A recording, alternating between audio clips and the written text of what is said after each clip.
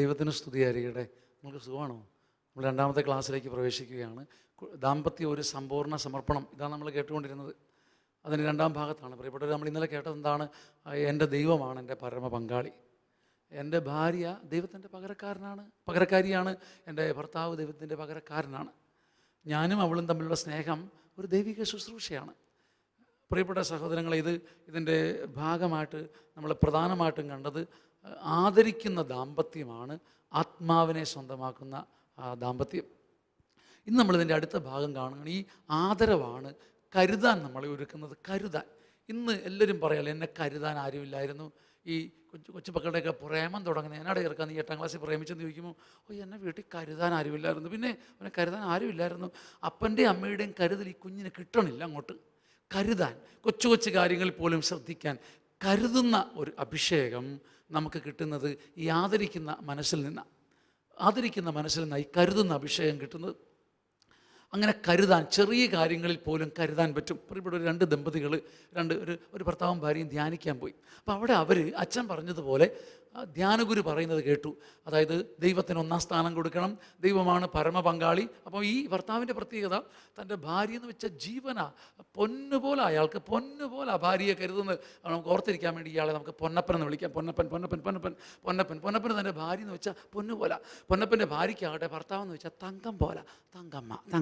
പൊന്നപ്പനും തങ്കമ്മയും തങ്കവും പൊന്നും പോലെ ധ്യാനിക്കുക. പക്ഷേ ധ്യാനിച്ച സമയത്ത് ധ്യാനഗുരു പറഞ്ഞു, ജീവിതത്തിൽ 1ാം സ്ഥാനം ദൈവത്തിന് കൊടുക്കണം, സമ്പൂർണ്ണമായ ദൈവത്തെ ആരാധിക്കണം. അപ്പോൾ പൊന്നപ്പൻ ഇങ്ങനെ പറഞ്ഞു, എൻ്റെ കർത്താവേ, സത്യത്തിൽ ഇവളാണ് എൻ്റെ ജീവൻ്റെ എല്ലാം. കളക്ടറേറ്റിൽ ഇരുന്നുകൊണ്ട് ഫയൽ മറിക്കുമ്പോൾ പോലും ഇവളുടെ മുഖമാണ് എപ്പോഴും ആ ഒരു ചിന്തയാണ്. അവൾക്ക് എന്ത് മേടിച്ചു കൊടുക്കണം? കഴിഞ്ഞ ഈസ്റ്ററിന് മേടിച്ചു കൊടുത്ത പട്ടുസാരി അവൾ ഒന്നും എടുത്തിട്ട് കുളിച്ചപ്പോഴത്തേക്ക് അലക്കിയപ്പോഴത്തേക്ക് ചുരുണ്ടുപോയി, തോർത്ത് പോലെ ചുരുണ്ടുപോയി. ഇത്തവണയെങ്കിലും അവളെ പറ്റിക്കരുത്. എപ്പോഴും ഈ ഭർത്താവിനെക്കുറിച്ചുള്ള, ഭാര്യയെക്കുറിച്ചുള്ള ചിന്തയാണ്. ഭാര്യയ്ക്കാണെങ്കിൽ, ഈ തങ്കമ്മയ്ക്കാണെങ്കിൽ രാവിലെ മുതൽ വറക്കണോ പൊരിക്കണോ എന്നാണ്. ഭർത്താവിനെ അല്ല കേട്ടോ, മത്തി വറക്കണോ പൊരിക്കണോ, എന്ത് ചെയ്താലാണ് ഭർത്താവിന് ഇഷ്ടപ്പെടുക, ഇങ്ങനെയുള്ള ഒരു ചിന്ത ഈ തങ്കമ്മയ്ക്ക്. അപ്പോൾ ഈ പൊന്നപ്പൻ പറഞ്ഞു, കർത്താവേ, ഇനി മുതൽ നിനക്ക് ഞാൻ 1ാം സ്ഥാനം തരുന്നു. അപ്പോൾ അവളും പറഞ്ഞു, പിന്നെ എനിക്കും അങ്ങനെയുള്ളൂ കർത്താവേ. പൊന്നപ്പൻ അങ്ങനെയുള്ളെങ്കിൽ തങ്കമ്മ എനിക്കും അങ്ങനെയുള്ളൂ, നിനക്ക് 1ാം സ്ഥാനം. പ്രിയപ്പെട്ടവർ, ഇവർ ധ്യാനം കൂടി തിരിച്ചു വന്ന ഒരു സമയത്തെ ഒരു അനുഭവം ഇതാണ്. അവർ ഞായറാഴ്ചത്തെ കുർബാനയ്ക്ക് പോവുകയാണ്. എല്ലാവരും കൂടെ പെട്ടെന്ന്, പെണ്ണുങ്ങളല്ലേ, എന്നാ ആന്തരിക സൗഖ്യം കൂടിയാലും ഇച്ചിരി പൊടിക്കൂറും മിനിക്കൂറും ഒക്കെ ഇല്ല, പുറത്തിറങ്ങുമോ? ഇവളിങ്ങോട്ട് ഇറങ്ങി വന്നപ്പോൾ ഭർത്താവ് പൊന്നപ്പൻ പറഞ്ഞു, എൻ്റെ അടി മുത്തേ, നീ എന്നാടി പച്ച സാരിയുടെ കൂടെ മെറൂൺ ബ്ലൗസ് ഒന്ന് ചെമ്മാന്തരമായിട്ട് ഒരുങ്ങി വാന്നും പറഞ്ഞുകൊണ്ട് അങ്ങോട്ടൊരു ഉന്തും കൊടുത്തൊരു തള്ളും കൊടുത്ത് ഇവിടെ ഒരു 3 മുടി ഇങ്ങനെ ഇളകിക്കിടന്ന് ഒതുക്കി വെച്ച് കൊടുത്ത്. സത്യത്തിൽ അവൾ മനഃപൂർവ്വം ഇട്ട് ആ 3 മുടി അത് ഇയാൾക്കറിയാവോ, അതും എടുത്ത് ഒതുക്കി വെച്ച് കൊടുത്ത്. ഇവളകത്തോട്ട് കയറി നിന്നിട്ട് ഈ കണ്ണാടിയുടെ മുമ്പിൽ നിന്ന് ആകെ ഞെട്ടി. എന്നാന്നറിയാം ഞെട്ടാൻ കാര്യം, തങ്കവും പൊന്നും പോലെ ഒരു പോപ്പിക്കൂടെയും ജോൺസ് കൂടെയും ചൂടി ഒരുമിച്ച് ഇവർ പോയിട്ടും ചെറിയ ചെറിയ കാര്യങ്ങളെ തൊടുന്ന, ചെറിയ കാര്യങ്ങളെ സ്പർശിക്കുന്ന ഒരു സ്നേഹം ഇയാളിൽ നിന്ന് അങ്ങനെ അങ്ങോട്ട് വന്നിട്ടില്ല.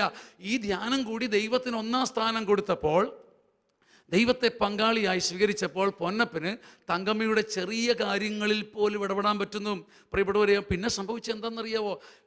പൊന്നപ്പനറിയാം, ധ്യാനം 10 അല്ല 100 കൂടിയാലും രാവിലെ അവൾ 4:30 എണ്ണിച്ച് ആഹാരം ഉണ്ടാക്കും, ടിഫിൻ ബോക്സിലെല്ലാം എടുത്ത് വെക്കും, പിള്ളേരെ കുളിപ്പിക്കും, സ്വന്തം വസ്ത്രം തേക്കാൻ അവിടം വരെ ഇവിടെ കൈ എത്തില്ല. അത് നടക്കുന്ന കാര്യമല്ല. പൊന്നപ്പൻ പിറ്റേന്ന് ഇസ്തിരിപ്പെട്ടിയിട്ട് ഇങ്ങനെ അയൺ ചൂടാക്കിക്കൊണ്ട് ഇങ്ങനെ സ്വന്തം ചട്ട ഇങ്ങനെ തേച്ച് തിരുനാമകീർത്തനം പാടുവാനല്ലെങ്കിൽ നമ്മൾ തേച്ചുകൊണ്ടിരുന്നപ്പോൾ പുറകിൽ നിന്ന് ഒരു കുത്തും ഒരു ചാണ്ടും കൂടെ കിട്ടി ഇയാൾക്ക്. പൊന്നപ്പനിട്ട്, എൻ്റെ മനുഷ്യനെ, ഞാനിവിടെ ജീവനോടുള്ളപ്പം ഇങ്ങനെ ഇതൊക്കെ ചെയ്യണമെന്ന് അയാൾ അന്തം വിട്ട് കുന്തം വിഴുങ്ങി അവിടെ 1.5 മിനിറ്റ് നിന്ന് ഇസ്തിരിപ്പെട്ടി ചൂടായി ഷർട്ട് കരിഞ്ഞപ്പോഴാണ് ഒരു ബോധമായത്. അതായത് അത്രമാത്രം ചെറിയ കാര്യങ്ങളിൽ സ്പർശിക്കുന്ന രീതിയിൽ തങ്കമ്മയ്ക്ക് ഓടിയെത്താൻ പറ്റുന്ന സ്നേഹം, കരുതലിൻ്റെ ദാമ്പത്യം, ആദരവിൻ്റെ ദാമ്പത്യത്തിൻ്റെ തുടർച്ചയാണ്.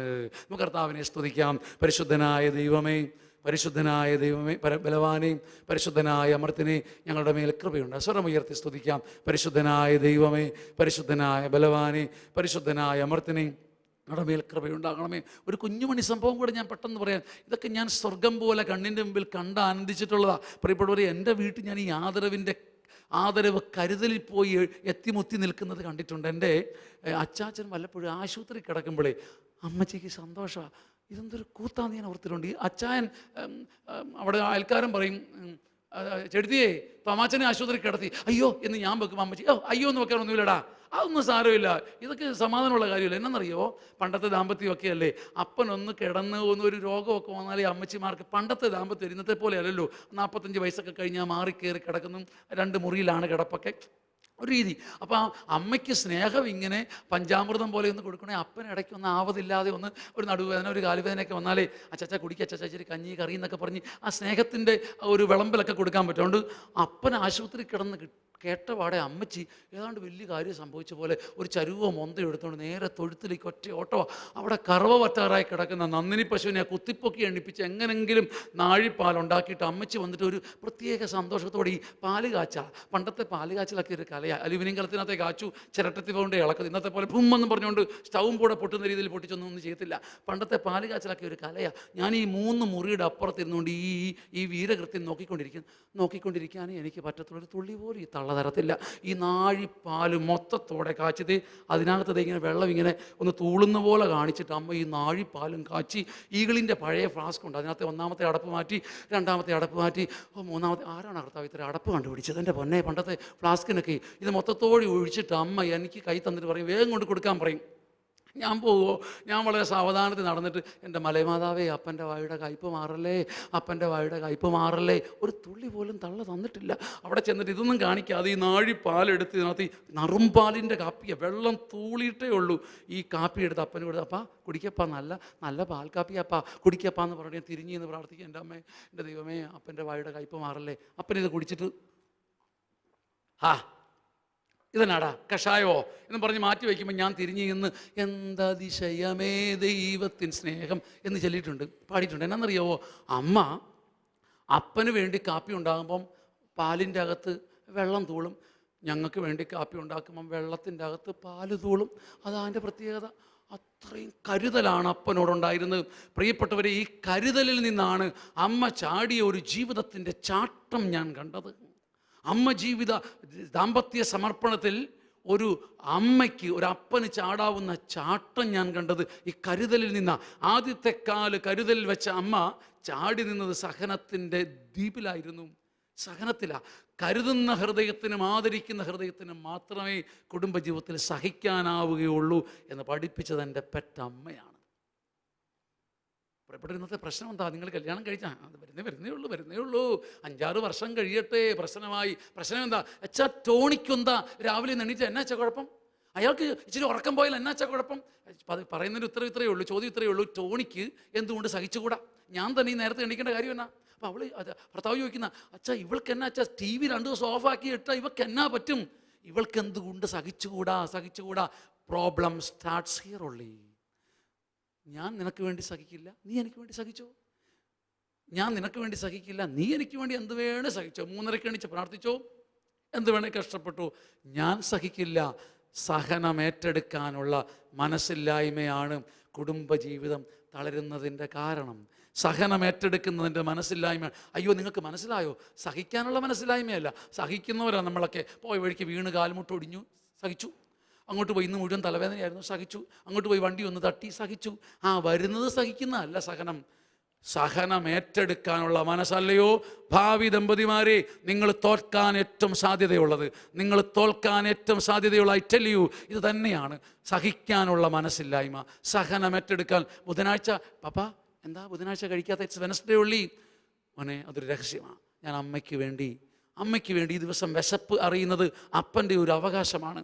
സഹനം ഏറ്റെടുക്കുന്ന മനസ്സുകൾ കുടുംബത്തിൽ ഇല്ലാണ്ടായി പോകുന്നു. ഇതുകൊണ്ട് മാത്രമാണ് കുടുംബങ്ങൾ തളരുന്നത്. സഹനം ചോദിച്ചു വാങ്ങുന്ന മനസ്സ്. അൽഫോൺസാമ ഇഷ്ടവാ പോയി പ്രാർത്ഥിക്കുന്ന എന്താ? സഹനം മാറ്റിത്തരണേ. ഭാര്യ ഭർത്താവിന് വേണ്ടി സഹിക്കുന്ന വീടുകൾ എവിടെയാ സഹിക്കുന്നത്, ഏറ്റെടുക്കുന്നത്? പ്രിയപ്പെട്ടവരെ, അന്ന് രാത്രി നിങ്ങൾ കമ്പ്യൂട്ടർ എഞ്ചിനീയർ ആയിരിക്കാം, മേ ബി ഒരു ഹൈ ക്ലാസ് പേഴ്സൺ ആയിരിക്കാം, എന്തുവാകട്ടെ, നിങ്ങളുടെ വിയർപ്പിൻ്റെ ഭാഗം ജീവിതത്തിൻ്റെ കണ്ണുനീരിൻ്റെ ഭാരവും ഭാഗവുമായി നിങ്ങൾ വീട്ടിലേക്ക് വന്ന് ഷോപ്പിംഗ് നടത്തി, സാരിയാകട്ടെ, സംഗതികളാകട്ടെ, ഇലക്ട്രോണിക് എക്യുപ്മെൻറ്റ്സ് ആകട്ടെ, എന്തെങ്കിലും വാങ്ങി വയ്ക്കുമ്പം നിങ്ങൾ പറയാതെ പറയുന്ന ഒരു വാക്യമുണ്ട്. എൻ്റെ പ്രിയപ്പെട്ടവളെ, എൻ്റെ മക്കളെ, നിങ്ങൾക്ക് വേണ്ടി മുറിക്കപ്പെടുന്ന അപ്പൻ്റെ ശരീരമാണിത്. ഈ പുതിയ ടിവിയും ഈ LED ടിവിയും ഒക്കെ അപ്പൻ്റെ മുറിക്കപ്പെട്ട ശരീരമാണ്. അന്ന് മക്കൾക്ക് വേണ്ടി ഒരു കറി കൂടുതലുണ്ടാക്കി, വൃത്തിയായി ഒരു സൂപ്പും ഉണ്ടാക്കി മക്കൾക്ക് ഇഷ്ടപ്പെടുന്നൊരു വളരെ കഷ്ടപ്പെട്ടു. ഗ്യാസ് തീർന്നു പോയി, ഉരുകി, കണ്ണിലൊക്കെ കുറച്ച് പുകയൊക്കെ കയറി. ഒരു സാധാരണ പഴയ ദമ്പതി അമ്മയെപ്പോലെ തന്നെ കണ്ണൊക്കെ പുകഞ്ഞ് നീറി. അന്ന് നിങ്ങൾ വൈകിട്ട് രുചികരമായ ആഹാരം വിളമ്പുമ്പം അമ്മമാരെ നിങ്ങൾ പറയാതെ പറയുന്നൊരു വാക്യമുണ്ട്, അപ്പാ, എൻ്റെ ഭർത്താവേ, എൻ്റെ മക്കളെ, നിങ്ങൾക്ക് വേണ്ടി ചിന്തപ്പെടുന്ന അമ്മയുടെ രക്തമാണിത്. സഹനം ഏറ്റെടുക്കുന്ന കുടുംബങ്ങൾ അത്ഭുത മഹത്വത്തിലേക്ക് എത്തും. മറിയത്തോട് ശമയോൻ പറഞ്ഞു, സന്തോഷിച്ച് കുഞ്ഞിനെ കാഴ്ചവെച്ച് ചിരിച്ച് സന്തോഷിച്ച് നിൽക്കുമ്പം ബൈബിളിൽ ലൂക്കായുടെ സുവിശേഷത്തിൽ 2-ാം അധ്യായം 35-ാം വാക്യത്തിലൂടെ ശമയോൻ പറഞ്ഞു, കന്യക പെണ്ണെ, നീങ്ങി വാ, ഒരു കാര്യം പറയാനുണ്ട്.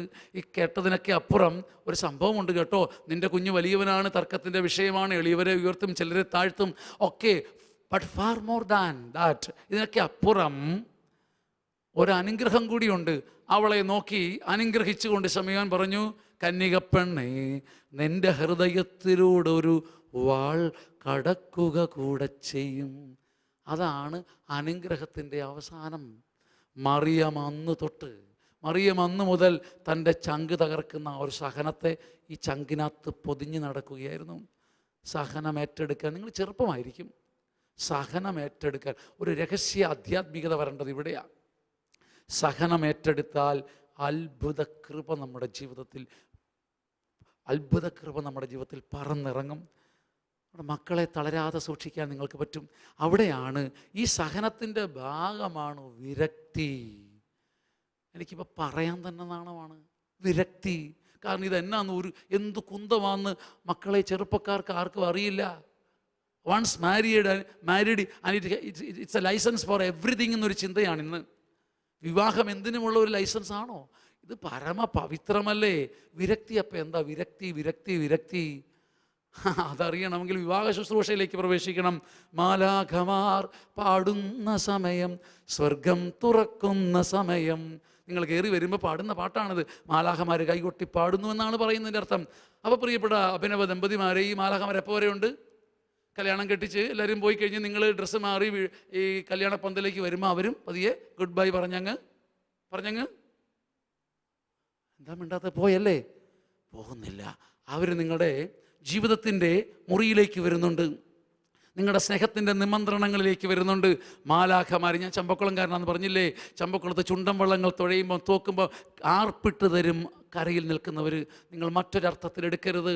നിങ്ങളുടെ സ്നേഹപ്രകടനങ്ങളും നിങ്ങളുടെ ഹൃദയ പങ്കുവയ്ക്കലുമെല്ലാം കണ്ട് മാലാഖമാർ കൈയൊടിക്കുന്നുണ്ടെന്നോർത്താൽ, അങ്ങനെ ദാമ്പത്യത്തിൻ്റെ ശ്രേഷ്ഠത അറിഞ്ഞാലേ വിരക്തി എന്താണെന്നും അറിയുകയുള്ളൂ. പണ്ട് ഞങ്ങളെ അഭിമന്യ പൗത്യ ദാമ്പത്യശാസ്ത്രം പണ്ട് പഠിപ്പിച്ചു. വർഷങ്ങൾക്ക് മുമ്പ് അച്ഛനായി കഴിയുമ്പോൾ എല്ലാവരെയും പഠിപ്പിക്കണമെന്ന് പറഞ്ഞു. അപ്പോൾ ആ കൂട്ടത്തിൽ പറഞ്ഞു, ഇവിടുന്ന് വന്നൊരു സാറ് പറഞ്ഞു, അച്ഛന്മാരെ, നാളത്തെ അച്ഛന്മാരെ, ഈ ദമ്പതിമാരെ പറഞ്ഞ് മനസ്സിലാക്കണം, വിവാഹക്കിടക്ക ബലിപീഠമാണ്, കിടക്ക അൾത്താരയാണ്, മുറി ദേവാലയമാണ്. നിങ്ങൾ കിടക്കയിൽ കൂദാശ പരിക്രമം ചെയ്യുകയാണ്. കൊള്ളാം, നല്ല ത്രില്ലിംഗ് ആയിട്ടുള്ള ആശയം. അപ്പം ഞാനിരുന്ന ഒരു പള്ളിയിൽ പോയി കുടുംബദിനത്തിൽ ഞാൻ ഘോരം പറഞ്ഞു, അല്ലയോ മാതാപിതാക്കളെ, അല്ലയോ എന്നെ കേൾക്കുന്ന മാതാപിതാക്കളെ, നിങ്ങൾ എന്നെ കേൾക്കുന്നോ? കുടുംബ ജീവിതം ദേവാലയമാണ്, കിടക്ക അൾത്താരയാണ്. നിങ്ങൾ കിടക്കയിൽ കൂദാശ പരിക്രമം ചെയ്യുകയാണ്, തിരി കത്തിച്ച് വെച്ച് ആഘോഷിക്കേണ്ട ശുശ്രൂഷയാണത്. അപ്പോൾ ഈ നല്ല ആശയങ്ങൾ പറയുമ്പോൾ ആ പള്ളിയിൽ എല്ലാവരും എന്നെ അഭിനന്ദിക്കാറുണ്ട്. ഹൈ ക്ലാസ് ഇടവകയാണ്, നല്ല ഇടവകയാണ്. അപ്പോൾ അന്ന് ഞാൻ അഭിനന്ദനം വാങ്ങാൻ വേണ്ടി ഇറങ്ങി കുത്തി വന്നു. വിചാരിച്ചൻ എന്നെ പുറകിൽ നിന്ന് വിളിച്ച്, അച്ഛനെ വിളിക്കാൻ കണ്ടൊരു സമയമേ, കുറച്ച് അഭിനന്ദനം ഫ്രീ ആയിട്ട് കിട്ടുന്ന സമയമാണ്. എങ്കിലും ഞാൻ വിചാരിച്ചെൻ്റെ കണ്ണ് വെടിച്ച് കറങ്ങി കുത്തി പുറകെ കൂടെ ഒന്ന് കറിയാച്ചാ, ദൈവത്തിന് സ്തുതി, ഗുഡ് മോർണിംഗ്, സുഖമല്ലേ? ഇന്നത്തെ പ്രസംഗം അങ്ങനെ ഇരുന്നു, നല്ല ഒന്നാം തരം പ്രസംഗമായിരുന്നു. അച്ചോ, ഇതുപോലെയുള്ള വൃത്തികേട് മേലാ പള്ളി പറയില്ലെന്ന് പറഞ്ഞു. എന്നാ പറ്റിപ്പോയത്? കിടക്കയിൽ നടന്നിട്ടുള്ള സ്നേഹത്തിൻ്റെ പങ്കുവയ്ക്കൽ കൂദാശയുടെ പരിശുദ്ധിയുള്ള ഒരു ശുശ്രൂഷയായെന്നും ദമ്പതികൾ കാണുന്നില്ല. മാലാഖമാര് നിന്ന് കണ്ട് സ്തുതിക്കുന്ന, മരണത്തെ തോൽപ്പിക്കുന്ന ശുശ്രൂഷയാണ് ദാമ്പത്യ ശുശ്രൂഷയെന്ന് ഇന്നലത്തെ ക്ലാസ്സൂടെ ചേർത്ത് വയ്ക്കുമ്പം എൻ്റെ ഒരു ചെറു ചലനം പോലും എനിക്ക് വേണ്ടിയല്ല ഞാൻ കാത്തു സൂക്ഷിച്ചതെന്ന ബലിയുടെ സമർപ്പണം വരുമ്പം ദാമ്പത്യമുണ്ടല്ലോ മറ്റൊരു ദേവാലയമായി മാറും, സമർപ്പണത്തിൻ്റെ കൂടാരമായി മാറും. പ്രിയപ്പെട്ടവരെ, അങ്ങനെ വരുമ്പം വിരക്തി മനസ്സിലായി. ദൈവം സൗജന്യദാനമായി തന്ന ഈ സ്നേഹത്തിൻ്റെ പങ്കുവയ്ക്കൽ, ആഘോഷം, അവകാശം. നിങ്ങൾ ചില ദിവസങ്ങളിലും കാലങ്ങളിലും രണ്ടുപേരുടെയും സമ്മതത്തോടെ എനിക്ക് നീയും നിനക്ക് ഞാനും തരുന്ന അവകാശങ്ങളെ ദൈവമേ നിൻ്റെ മഹത്വത്തെ പ്രതി വേണ്ട എന്ന് വെച്ച് അവിവാഹിതരെ പോലെ രണ്ടുപേരും കൃപയിൽ പ്രാർത്ഥനയിൽ കഴിയുന്ന വിശുദ്ധ നിമിഷങ്ങളാണ് വിരക്തി. ലൈംഗികതയും വിരക്തിയും ചേരുമ്പം നിങ്ങൾക്ക് നിങ്ങളുടെ കുഞ്ഞുങ്ങളെ ആത്മനിയന്ത്രണം പഠിപ്പിക്കാൻ പാഠശാലയിലേക്ക് അയക്കേണ്ടി വരില്ല എൻ്റെ മക്കളെ. വിരക്തി നിങ്ങളത് പഠിച്ചിരിക്കണം, വിരക്തി പഠിച്ചിരിക്കണം. ചില ദിവസങ്ങളിൽ ഭാര്യ ഭർത്താക്കന്മാരാണെങ്കിലും ശരീരത്തെ, ദൈവം തന്ന അവകാശത്തെ ദൈവത്തിന് കൊടുക്കാൻ പറ്റണം. പെട്ടെന്ന് ഞാനൊരു ഉദാഹരണം പറയാം. നിങ്ങളുടെ കല്യാണത്തിന് മകനെ നീ ഒരു ഷർട്ട് കൊണ്ടു തന്നു, നിൻ്റെ വലിപ്പം എൻ്റെ വലിപ്പം ഒരുപോലെ ആണെന്നിരിക്കട്ടെ, ഷർട്ട് കൊണ്ടു തന്നു ഞാൻ എനിക്കിടാൻ വേണ്ടിയിട്ടാണ്. അല്ലെങ്കിൽ ഞാൻ നിനക്കൊരു ഷർട്ട് കൊണ്ടു തന്നു. അപ്പോൾ നീ എനിക്ക് കല്യാണത്തിൻ്റെ തലേന്ന് നീ ഷർട്ട് തിരിച്ചു കൊണ്ടു തന്നമ്മോ. ഞാൻ ചോദിച്ചാൽ നിനക്ക് ഇഷ്ടപ്പെട്ടില്ലേടാ?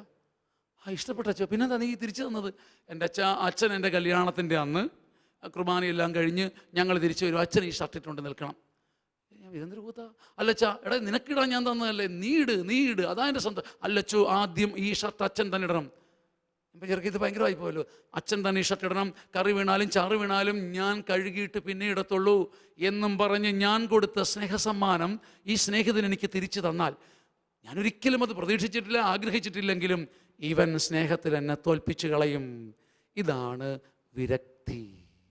ദൈവം നിങ്ങൾക്കണിയാനും ആഘോഷിക്കാനും തന്ന ലൈംഗികതയെ ഭാവി മഹത്വത്തെ പ്രതി, തലമുറകളുടെ വിശുദ്ധീകരണത്തെ പ്രതി, ലോകപാപങ്ങൾക്ക് പരിഹാരമായി ദൈവം തന്നെ ഈ അവകാശത്തിൻ്റെ, ആഘോഷത്തിൻ്റെ, ആനന്ദത്തിൻ്റെ നിർവൃതിയെ ഞങ്ങൾ ഈ ദിവസങ്ങളിൽ രണ്ടുപേരും ചേർന്ന് വേണ്ട എന്ന് വെച്ച് ദൈവത്തെ ആരാധിക്കുന്നു. മോശയോട് ദൈവം ചോദിച്ച ഒരു ആരാധനയില്ലേ?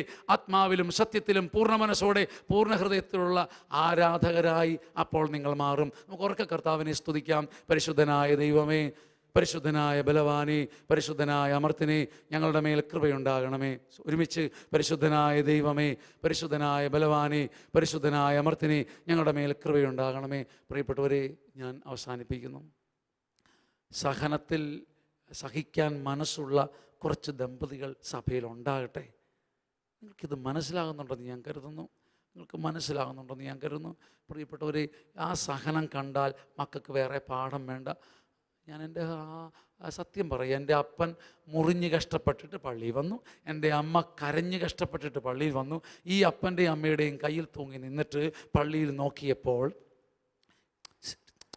മിണ്ടല്ലേ അത് ഈശോയാണെന്ന് എൻ്റെ അമ്മ പറഞ്ഞപ്പോൾ സഹിച്ച അമ്മ പറഞ്ഞ കാര്യത്തിൽ ഒരു ട്രൂത്ത് ഉണ്ടെന്ന്, സത്യമുണ്ടെന്ന് എനിക്ക് പിന്നെ തിരയേണ്ടി വന്നിട്ടില്ല. കഷ്ടപ്പെട്ട അപ്പൻ്റെ വാക്കിൽ കള്ളത്തരമുണ്ടോ എന്ന് സംശയിക്കേണ്ടി വന്നിട്ടില്ല. അന്നു മുതൽ ഇന്നു വരെ വിശുദ്ധ കുർബാനയിലെ സാന്നിധ്യം എനിക്ക് തെറ്റിദ്ധരിക്കേണ്ടി വന്നിട്ടില്ല. ദൈവം ഇടവരുത്തിയിട്ടില്ല. അതുകൊണ്ടായിരിക്കും ഒരു പക്ഷേ ഓർമ്മ വെച്ച നാൾ മുതൽ ഓസ്തിയിൽ നിന്നെ കാണുന്നു എന്ന് എനിക്ക് ചങ്ക് കൊണ്ട് പാടാൻ പറ്റിയിട്ടുള്ളത്. പ്രിയപ്പെട്ടവരെ, എൻ്റെ അനുഭവം പറഞ്ഞു തീർക്കുകയാണ്.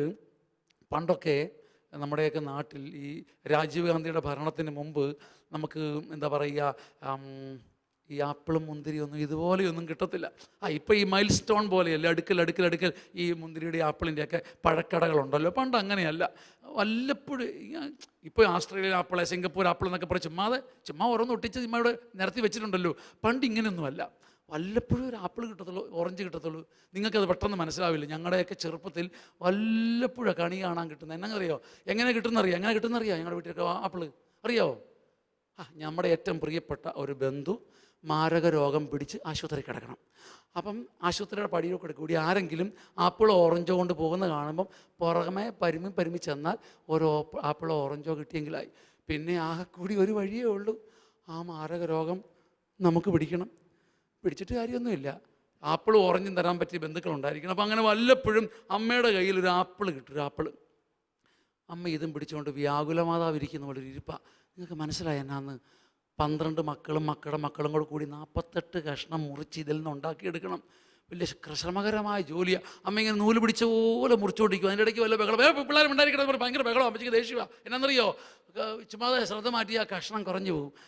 അയ്യോ, നൂല് പോലത്തെ കഷ്ണം. അന്നത്തെ ഒരു കഷ്ണം ഉണ്ടെങ്കിൽ എനിക്ക് വൃത്തിക്ക് ഷേവ് ചെയ്യാൻ പറ്റും. ബ്ലേഡ് പക്ഷേ കണക്കിൽ 48 കഷ്ണമുണ്ട് കേട്ടോ. അമ്മച്ചി എന്നിട്ട് എല്ലാവരും വിളിക്കുക, അപ്പച്ചൻ്റെ ഭാര്യ റോസമ്മ, ഇങ്ങനെ ക്രമത്തിന് വിളിക്കുക. എൻ്റെ പ്രിയപ്പെട്ടവരെ, എൻ്റെ വീട്ടിൽ എനിക്ക് ഏറ്റവും ഇഷ്ടമില്ലാത്ത തിരുനാൾ പെസഹ തിരുനാൾ. 8 മണിയാകുമ്പോൾ അപ്പം മുറിച്ച് വിളമ്പാൻ തുടങ്ങുന്ന വിളിച്ച് എൻ്റെ പേര് വരുമ്പോൾ 12 മണിയാകും. അത്രയും പേരാണ് ഞങ്ങളുടെ വീട്ടിൽ. എൻ്റെ ഞാനിങ്ങനെ കാത്തുകൂട്ടി നിൽക്കുമ്പോൾ അമ്മയ്ക്കും കണക്കിലൊരു കഷ്ണമുണ്ട്. അത് ആ പാപ്പച്ചൻ അങ്ങ് എടുത്തുകൊണ്ട് പോകും. എനിക്ക് വിപ്ലവവും ദുഃഖവും കൂടെ വന്നിട്ട് അമ്മയ്ക്ക് വേണ്ടെന്ന് പറഞ്ഞ് ഭയങ്കര ബഹളമാണ്. അമ്മയോടുള്ള അതിരിട്ട സ്നേഹം കൊണ്ടൊന്നുമല്ല, എൻ്റെ കണ്ണ് മുമ്പേ തന്നെ അതിൽ പറ്റിച്ച് വെച്ചിരുന്ന അത് ആ പാപ്പച്ചൻ തട്ടിപ്പറിച്ചെടുത്തുകൊണ്ട് അങ്ങ് പോയി. അപ്പോൾ അമ്മച്ചി പറയുന്ന ഒരു കാര്യമുണ്ട്, കിടന്ന് കീറ്റണ്ട, എനിക്കിതൊന്നും വേണ്ട. അതിന് അമ്മയ്ക്ക് വേണ്ടാത്തത് ഈ ആപ്പിളും കീപ്പിളും ഒന്നും എൻ്റെ വയറ്റിൽ പിടിക്കത്തില്ല. എൻ്റെ വയറ്റിനകത്ത് ആകെ ശരിയല്ല, എൻ്റെ വയറ്റ് നോവാ.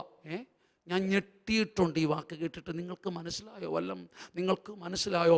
ഈ അമ്മയാണ് 2 മാസം മുമ്പ് എൻ്റെ വയറ്റിൽ വരെയോ നോവോ വേദനയോ അറ്റം വന്നപ്പം എവിടുന്നോ കിട്ടിയ ഒരു ആപ്പിൾ തപ്പിപ്പിടിച്ച് ഓടി വന്ന് അതിൻ്റെ തൊലി ചുരണ്ടി മാറ്റിയിട്ട് സ്പൂണ് കൊണ്ട് അത് വാരിപ്പൊത്തിയെടുത്ത് എൻ്റെ വായിൽ വെച്ച് തന്നിട്ട്, എൻ്റെ കുഞ്ഞെ, ഈ വയറ്റിൽ അസുഖവും വേദനയൊക്കെ വരുമ്പോൾ ഈ ചാറും ചീറും കറിയും അതും ഇതൊന്നും കണ്ടടച്ചാണിയൊന്നും കഴിക്കരുത്, പഴവും പഴച്ചാറുമൊക്കെയാ വയറിന് നല്ലതെന്ന് പറഞ്ഞ എൻ്റെ പെറ്റമ്മ, അമ്മയുടെയൊക്കെ ചെറുപ്പത്തിൽ സ്വപ്നം കാണാത്ത ആപ്പിളിൻ്റെ അമ്മയുടെ ഓഹരി ഒരു മകൻ തട്ടിയെടുത്ത് കൊണ്ടുപോയപ്പോൾ അമ്മ സ്നേഹത്തിൻ്റെ നിറമുള്ള, ത്യാഗത്തിൻ്റെ മണമുള്ള ഒരു കള്ളം പറഞ്ഞ് അവസാനിപ്പിച്ചു. എടീർക്കാ, എനിക്കതൊന്നും വേണ്ട, എൻ്റെ വയറ്റിൽ ഇതൊന്നും പിടിക്കില്ല. പ്രിയപ്പെട്ടവരെ, ഈ വീര ഇതിഹാസത്തിൻ്റെ മുമ്പിൽ നമുക്ക് നമിക്കേണ്ടി വരും. ഞാൻ നിങ്ങളോട് ചോദിക്കുക, നാളെ നിങ്ങളുടെ ഇത്തരം സഹനം ഏറ്റെടുക്കുന്ന വീര ഇതിഹാസങ്ങളുടെ മുമ്പിൽ കുടുംബം നമസ്കരിക്കുമെങ്കിൽ നാളെ ഉറപ്പാണ് ചാവറേച്ചനും അൽഫോൻസാമയും സഭയിൽ കണ്ണിമുറിയാതെ ഉണ്ടാവും. ഭാരപ്പെടേണ്ടതില്ല. കണ്ണടയ്ക്കാം. വല്ലപ്പോഴും ഒരു